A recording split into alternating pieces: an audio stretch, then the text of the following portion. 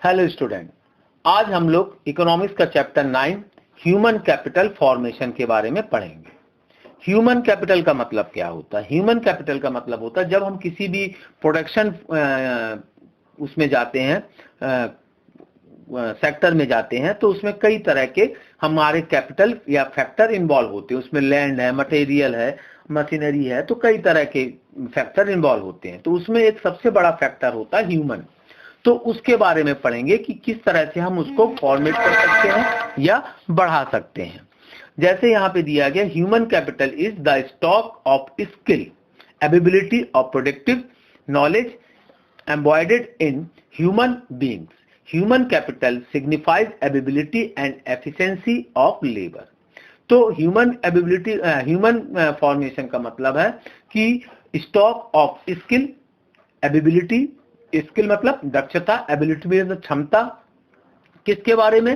Productive knowledge के बारे में, जो कि क्या होना चाहिए? एफिशिएंसी होना चाहिए, यानी कि अधिक से अधिक प्रोडक्टिव वर्क में काम कर सके।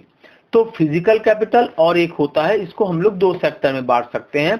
Physical capital in increase physical goods, यानी प्रोडक्टिविटी ज्यादा करना। In increase skill, human capital का मतलब होता है in increase skill, knowledge and efficiency. यहाँ पे फिजिकल गुड्स मतलब क्वांटिटी वाइज, यहाँ पे उनका दक्षता को बढ़ाना, नॉलेज को बढ़ाना और एफिशिएंसी को बनाना। तो इस तरह से हम इसको दो हिस्सों में बांट सकते हैं, एक फिजिकल कैपिटल और दूसरा ह्यूमन कैपिटल के तौर पे।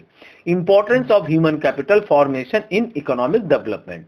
अब ये ह्यूमन कैपिटल फॉर्मेशन का किसी भी इकोनॉमिक डेवलपमेंट में क्या रोल होता है? पहला, important dynamic factor of production.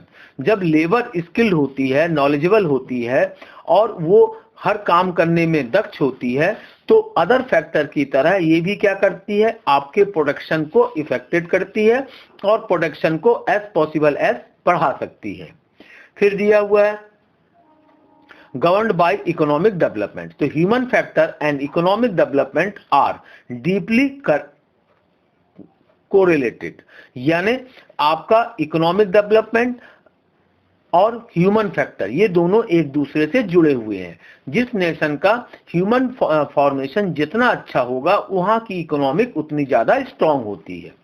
फिर दिया coordinate various factor of production. Human factor coordinate various factors in a productive activity and tries to obtain the optimum possible क्या कहते हैं futures in the form of increase productivity and profit.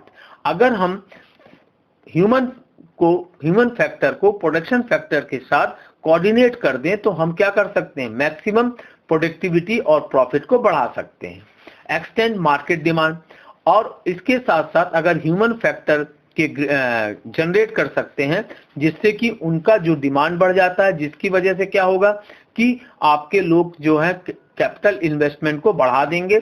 अगर वहां की human formation अच्छी है, skilled है, knowledgeable है और एफिशिएंट है, तो ये आपके इकोनॉमिक डेवलपमेंट कैपिटल फॉर्मेशन के आपके इंपॉर्टेंस है।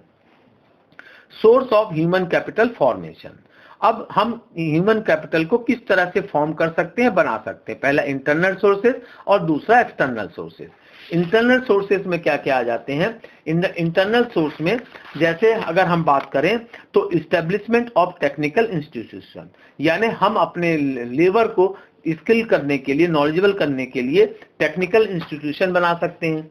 दूसरा, training facility in industrial training institution. साथ में दूसरा तरीका ये है कि हम अपने इंडस्ट्रीज में ही आपके ट्रेनिंग करा सकते हैं उनको कि जिस सेक्टर पे उनको काम करना है। एक्सटर्नल में import of technical skill from the advance nation. दूसरा तरीका जो एक्सटर्नल सोर्सेज होते हैं, उसका मतलब ये है कि हम बाहर से उस कमी को पूरा करते हैं जो हमारे पास नहीं होती है। तो उसके लिए जैसे पहला स्टेप क्या है? हम इंपोर्ट करते हैं टेक्निकल स्किल को, कहां से? एडवांस नेशन से।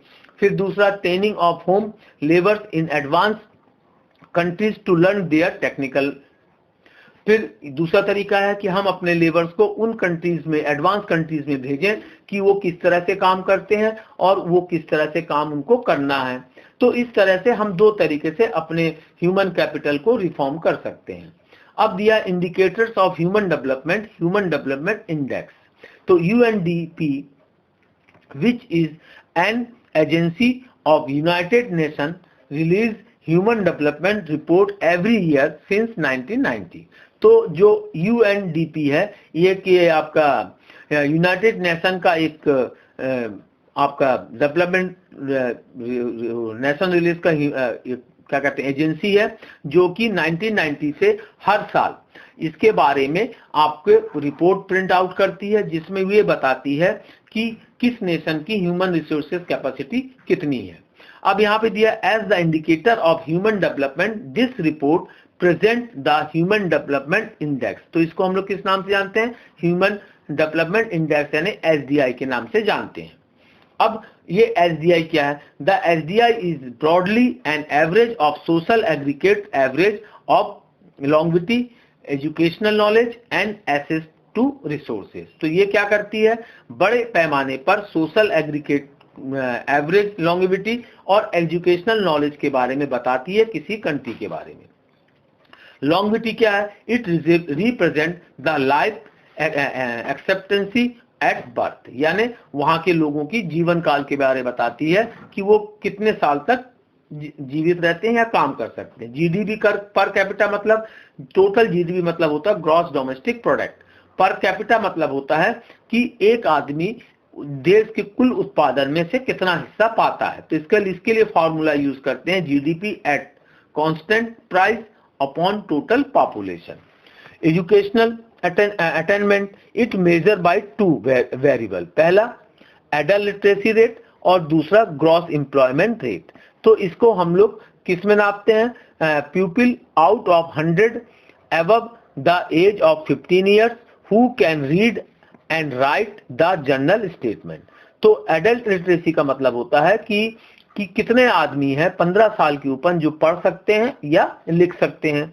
ग्रॉस एनरोलमेंट रेट यानी कितने लोगों को आपके प्राइमरी या सेकेंडरी सेक्टर इंस्टीट्यूशन में काम मिला है, तो ये कहलाता है ग्रॉस एनरोलमेंट रेट कहलाता है। Human capital formation in India through the Indian planning strategy adopts heavy investment of human development in principle, but on practical grounds various 5-year plans have not given due priority to human capital formation।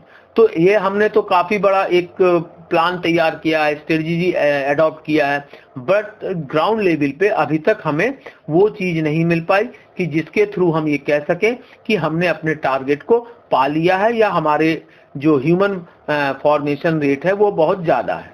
जैसे place दिया गया है total percentage, जैसे यहाँ पे दिया expenditure percentage of education, technology and health in various plan.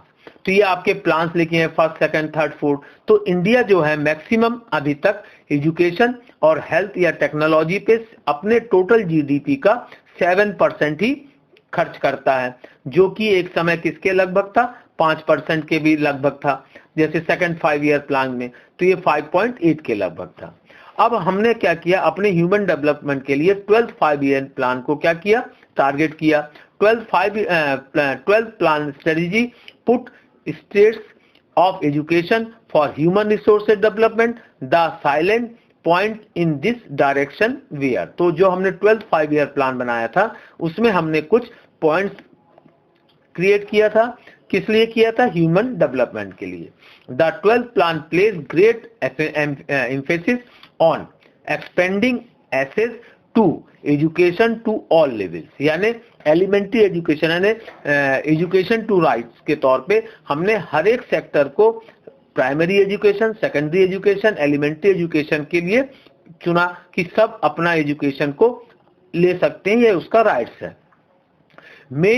mean years of education to increase to 7 years by end of the 12th plan।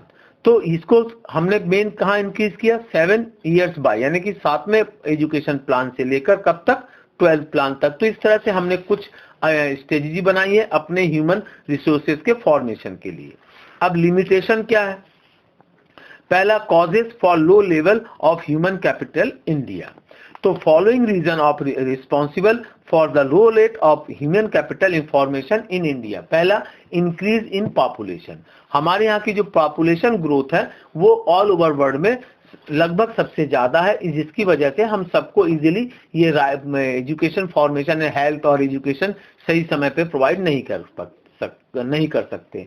Low productivity, human capital formation need fund for investment. In India productivity rate जो है comparatively low which level little funds for investment in human development. इसके लिए काफी पैसे की जरूरत है, मगर हमारा जो प्रोडक्टिविटी रेट है वो बहुत कम है, जिसकी वजह से हम बहुत बड़ा फंड इसके लिए क्रिएट नहीं कर पाता। लॉन्ग टर्म प्रोसेस है, ये बहुत लंबा चलने वाली प्रक्रिया है, प्रोसेस है, एक दिन में नहीं हो सकता। Conservative attitude, conservative prevailing in India specially in rural sector prevents people from adopting technological knowledge. This also keeps human capital formation at low level. Lack of will power, हमारे पास विल पावर की कमी है, हम किसी चीज को proper way में या प्रॉपर एम तक नहीं पहुंचा पा रहे हैं। एग्रीकल्चर ओरिएंटेड इकोनॉमी, हमारे यहाँ जो इकोनॉमी है एग्रीकल्चर है, जिसके वजह से जो मैक्सिमम जो पीपल है वो कहाँ रहती है, बैकवर्ड या रूरल एरिया में रहती है, जो क्या करते हैं, मॉडर्न टेक्नोलॉजी को अवॉइड करते हैं। Lack of man power planning, हमारे यहाँ मैन पावर प्लानिंग की कमी है, तो ये सारे उसकी कमियां हैं। अब दिया education and essential factor of human resources development. अब एजुकेशन जो है किसी भी ह्यूमन रिसोर्सेज फॉर्मेशन या डेवलपमेंट के लिए की रोल प्ले करता है। अगर किसी देश की एजुकेशन सिस्टम मजबूत है तो वहाँ की ह्यूमन फॉर्मेशन भी बहुत फास्ट वे में ग्रोथ करती है। इंपॉर्टेंट ऑफ एजुकेशन, तो जैसे पहला दिया it extend mental horizon of the प्यूपिल। जो एजुकेशन क्या करती है, आपके दिमागी ताकत को बढ़ाती है, आप promote relation of scientific thinking of the प्यूपिल, ये आपके वैज्ञानिक सोच को बढ़ावा देती है। Facilitate efficient use natural and human resources, ये क्या करती है, आपकी ह्यूमन रिसोर्सेज या नेचुरल रिसोर्सेज को मैक्सिमम यूटिलाइज करने के लिए नॉलेज देती है, तो ये इंपॉर्टेंस है आपके। फिर इसके बाद दिया growth of education sector in India. अब एजुकेशन सेक्टर ग्रोथ कैसी रही इंडिया की। Before 1976 education was responsibility of state government, but with the constitutional amendment in 1976 union government also took the responsibility to strengthen education at national level। 1976 से जो educational sector था वो state government के under में था, but उसके बाद central government ने भी इसकी जॉइंट रिस्पॉन्सिबिलिटी को ले लिया। और उसके बाद our educational policy adopt in 1966 and 1986 recommended an expansion of education in improve from for all the sector. पहला एजुकेशनल पॉलिसी 1966 में आया, उसके बाद 1986 में किस लिए किया गया, हमारे एजुकेशनल सेक्टर को मजबूत करने के लिए। तो इसके बाद जो पॉलिसियां बनी उसमें पहला बना free and compulsory education 6 to 14 year groups, total educational of literacy यानी पूरे नेशन को एजुकेट करना, पढ़ा लिखा बनाना। फिर क्या कहते हैं आपका focus on education of human weaker section of minorities, फिर वुमेन को एजुकेट कराना और वीकर सेक्शन और माइनॉरिटीज को यानी जो अल्पसंख्यक हैं या कमजोर लोग हैं उनको उसके लिए मजबूती से उसको करना।